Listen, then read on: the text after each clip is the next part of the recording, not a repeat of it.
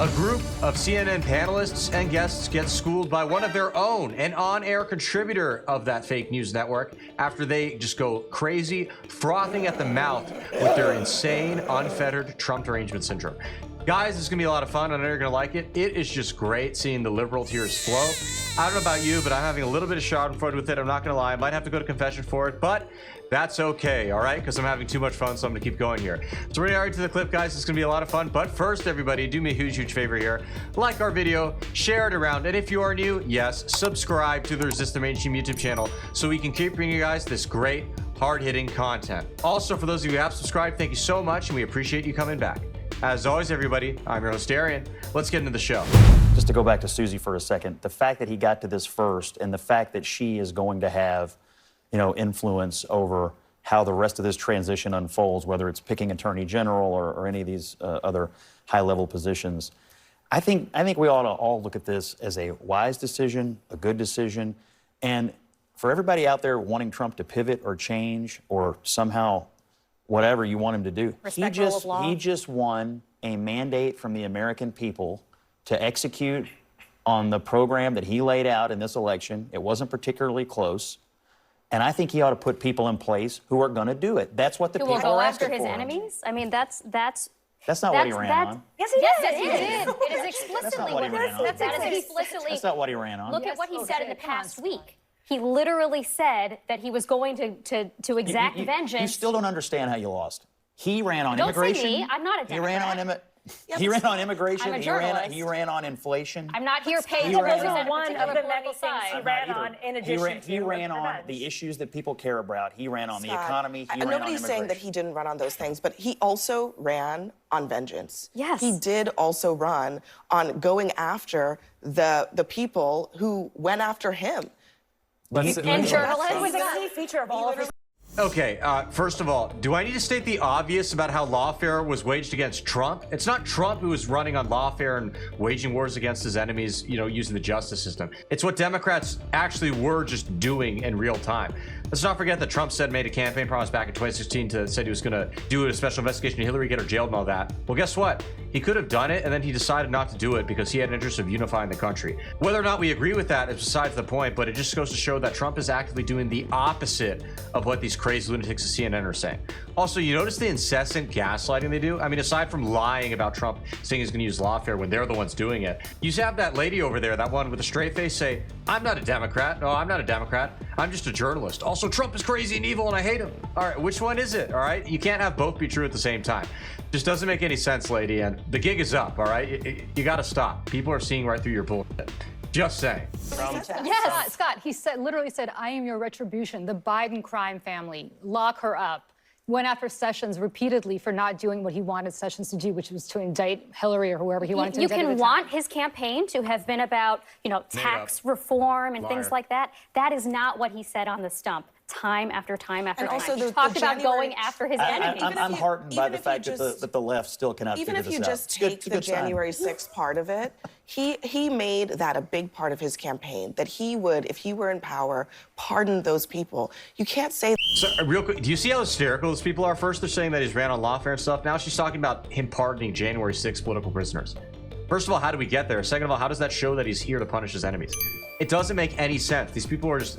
They're out of control. They're babbling like babies. There's no other way to put it. Say that was not on the agenda. It absolutely was. What was the campaign about? Why did tens of millions of people... Okay, but do you think that he's going to do those other things when it comes to the Department of Justice? I don't know what he's going to do. I don't talk to him. A big part of the campaign was being a victim. Like, that was a big part of it, was his victimhood. They're coming for you, but they're going to have to get through me. That was his whole line. That is all about the enemies list. That is all. I totally disagree. The deep state. This is the stuff that he talked about on the stump.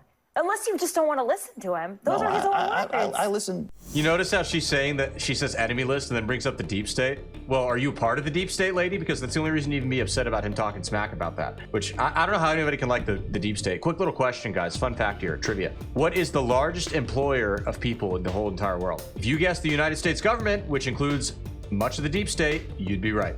Pretty crazy, right? Think about that. We have, I think, over 1 million people. A lot of these people, leeches, I'd say most of them, just leeches of the taxpayer, sitting there collecting paychecks to do absolutely nothing other than make our country worse.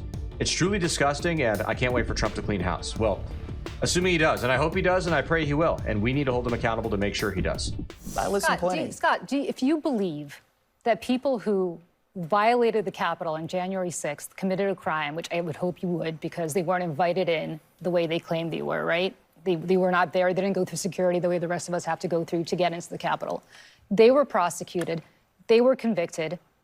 And now they're serving jail time. And he has said repeatedly that they're political prisoners and he is going to spring them, right?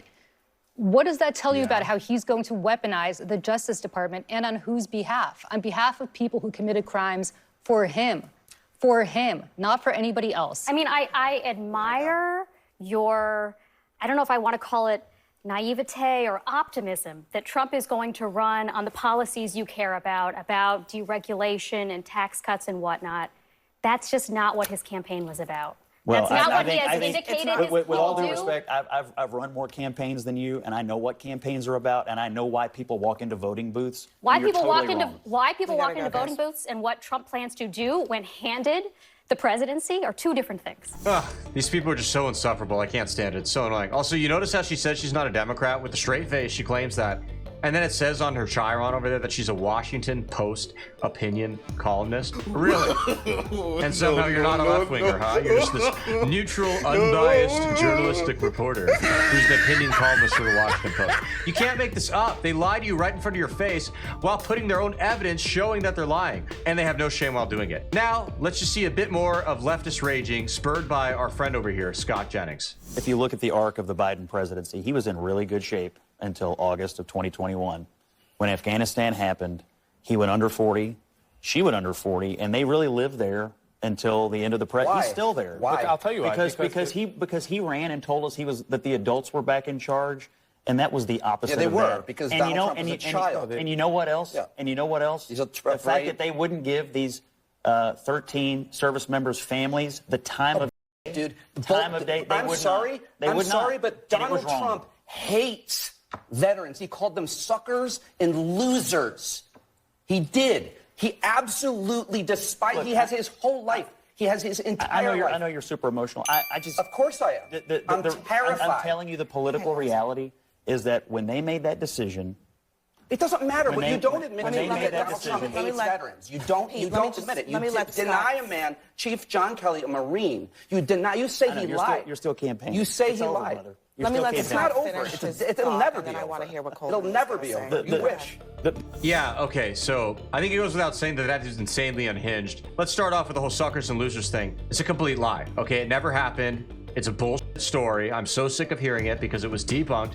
And it's not true, and there was never any evidence it was true in the first place. So it kind of pisses me off, Frank, that we even have to hear about it and engage in it with it in discourse, because it's just another fake news story concocted by the left, and there's nothing else to be said about it. That aside, let's just say it was true, and it isn't. How does that stop the fact that Biden went and basically gave the cold shoulder to 13 families who had their soldiers die because of his incompetence during Afghanistan pullout? Truly disgusting and despicable stuff. Biden's stupidity, incompetence, and just general idiocy led to these people dying, these soldiers in Afghanistan, American heroes, and then he doesn't even have the decency to speak with their families after or do a visit with them. Yet somehow Trump is the problem? Are you serious? I'm just so sick of it. I'm so sick of hearing. I'm so sick of the histrionics. I'm so sick of the hysterics. These people are ridiculous. They suck. And thank God that they are out of the White House now. I cannot wait. And I hope Trump enacts this retribution that they are so concerned about, because I don't know. We'll see. It's going to be an interesting time. The political reality is when they made that decision and everyone realized, oh my gosh, these aren't the competent adults that we were promised. Donald Trump is. And then when you pile on top of it the decisions that made inflation worse, it was a compounding interest of political crap over time that they could never get out of. And that's how she lost the race. There was a bipartisan consensus to get out of Afghanistan. That wasn't the point. It was the way it was Trump's done. Decision to get no, out hold on. It was the implementation. It was the fact that they took out our soldiers first instead of last, which is, you would think would be common sense. And again, it's like you said, we thought the adults were in the room. That's why people voted for Biden. A return to normalcy, a return to competence. He's a lifelong public servant. We thought we're going to get normal, we're going to get competent. And that's We did. That's what we it's did. about. We did. And in the veterans community, Afghanistan doesn't signal that. the wars in Afghanistan, the war in Iraq, the Republican policies that led to those wars, the idea that Joe Biden made the final difficult decision, and his administration and his military leaders. I mean, you guys live on the tippy top of mountain if you actually think that so many people think that the pullout of Afghanistan was the pivot point. Are you kidding me? Well, I mean, I can read a chart and I can read a poll. I guess you can't. But the reality is when he made that decision... Your petty insults when he made are that so weak, dude. You have no idea. Like, I don't even understand if you hear yourself talking. Look, you can laugh all you want, but like, I can't read a chart. Like, it's just a second. It's so hacky. It's so uninteresting. Look, the reason that we brought this up is because that was from a Democratic. Did somebody say triggered? That guy did not seem happy. And you know, for a comedian, he sure doesn't seem like a very happy guy. I'm just saying. Anyways, thank you all so much for tuning in. We really appreciate it. As always, guys, please be sure to comment below.